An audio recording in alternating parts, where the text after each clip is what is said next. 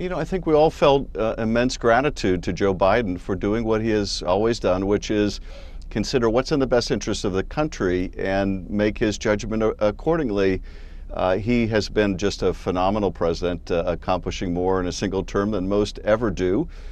Rescued us from a deadly pandemic, put our economy back on a solid footing, and continue to work to make the economy work for everyone. And it's such a sharp contrast to the other party, which has elevated this convicted felon. People who have, panned Donald Trump and worried about his dictatorial ambitions. People like J.D. Vance, who have, sacrificed everything, not for the country or their party, but rather for their own personal ambition. So very sharp contrast. A lot of gratitude for Joe Biden. A lot of excitement about Vice President Harris.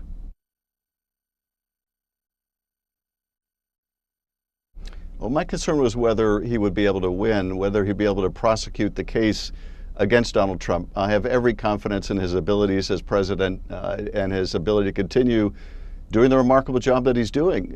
But I am very excited to throw my full support behind the vice president. I've seen her work as a prosecutor, as an attorney general, as a senator, as vice president.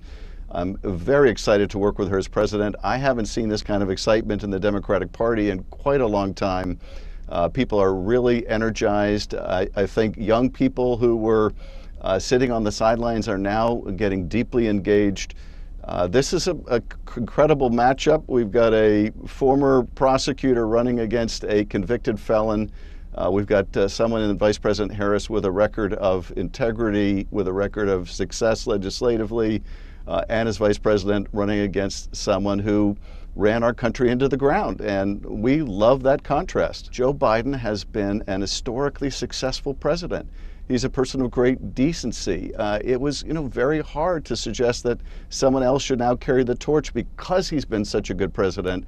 But I think that the contrast with Donald Trump and his patent unfitness for office couldn't be sharper. We saw this in the reaction that Donald Trump had to the decision of President Biden to step aside. Rather than, graciousness, as you would see from a normal human being, we saw just more vitriol, more bile from the former president. People don't want to see that kind of indecency, untruthfulness back in the Oval Office. They don't want someone who can't tell right from wrong back in the Oval Office. I can't say that I was part of any coordinated effort. I made my own judgment about what I thought was best in urging the president to consider what he thought was the right direction for the country. And I think that Joe Biden wasn't going to be intimidated or pushed or anything else. He was going to make his decision when he was ready to make it.